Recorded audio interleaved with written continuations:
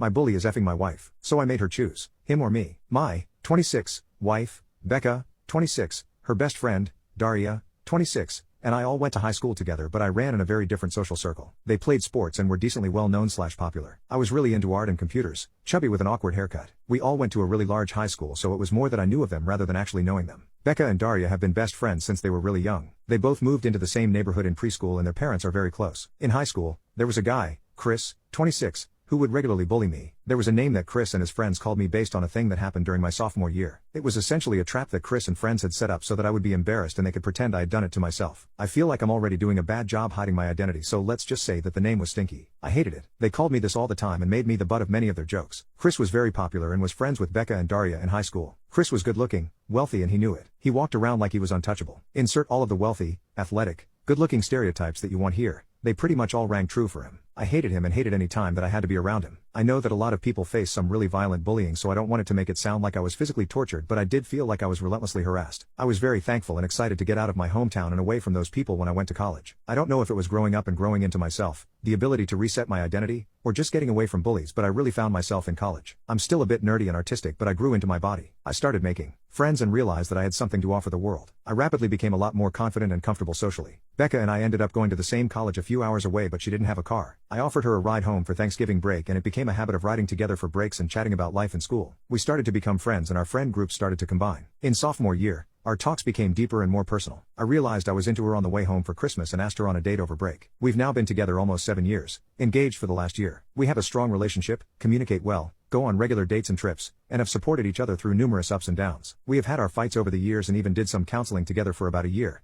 I was bringing my parents' passive-aggressive style of fighting into our relationship, and she was assuming I was criticizing her all the time because of her mom's crappy behavior. We've found those times to be challenging but helpful in the long run. I love this woman and I'm excited to get married and spend our lives together. Becca and Daria reconnected after college and now own a business together that plans events and helps connect people and businesses to local food, drinks, and experiences. Their business really took off in the year before the virus, and they've been slowly but steadily growing back as things have been opening up. They have started to enter into a number of exclusive contracts with event spaces and restaurants/breweries. In a market where things can turn quickly, these deals are super important to them as they provide a lot of security for their company. Becca came home about 2 months ago really excited about a new brewery exploring an exclusive deal. About a week later, the brewery signed and there was a dinner to celebrate. Becca asked if I want to come and meet the team from the brewery. She told me that I might have met the owner before, but I guess I didn't think to ask who it was because I didn't know who it was going into the dinner. If you're still with me, you can probably guess who the brewery owner is. I was sitting at the table with Becca waiting for the rest of the group to arrive when Chris came through the door, walked up to the table, greeted Becca and then turned to me and said, "Hi Stinky." I was immediately confused and angry. She knew that I knew Chris and she knew that he had harassed me throughout high school. She didn't mention at any point prior that he was the owner of the brewery and that she was working closely with him. I got through dinner, but on the way home,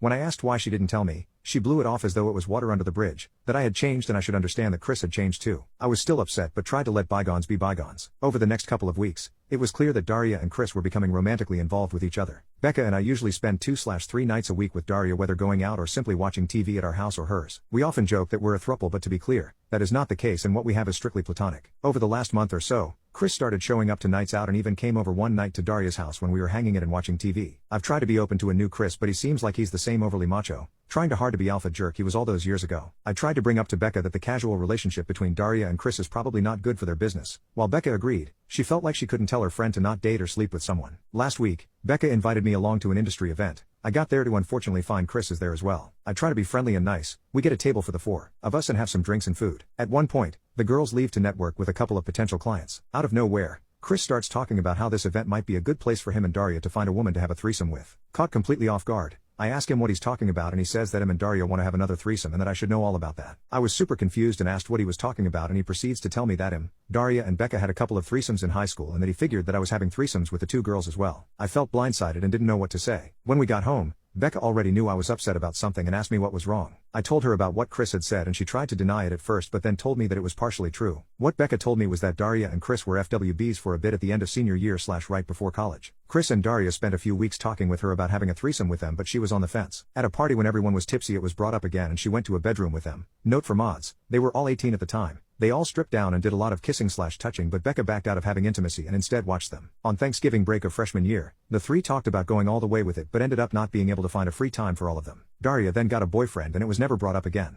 All of this was news to me, in addition to not really coming into myself until college. I was a late bloomer in terms of relationships. Becca was my first everything. I knew and wasn't upset that she had had intimacy before us, but we had never really gone into the when or who of that. Becca keeps saying that I never asked and she never lied about all this, but, especially with doing business with Chris, it feels like lying by omission to me. I'm struggling with all this. Chris did his best to make my life awful in high school and now is back. Almost every time I spent time with him, he seems to be belittling me, making fun of me. He even told Becca in front of me that she could do better than me and was dating down. She told me later that it was just a joke and stop being so sensitive. It seems like this threesome/intimacy thing is just one more thing he can hold over me. He's a snake and always seems to say the worst stuff to me when Becca and Daria are just out of earshot. We've been arguing about this situation for about a week now. I asked Becca to cut all contact with him last night. She told me I was being unreasonable. He's with her best friend and they all do business together. I asked if it was that Daria and her Nita's Brewery's contract. She keeps asking me why I can't move on and accept that Chris is a different person.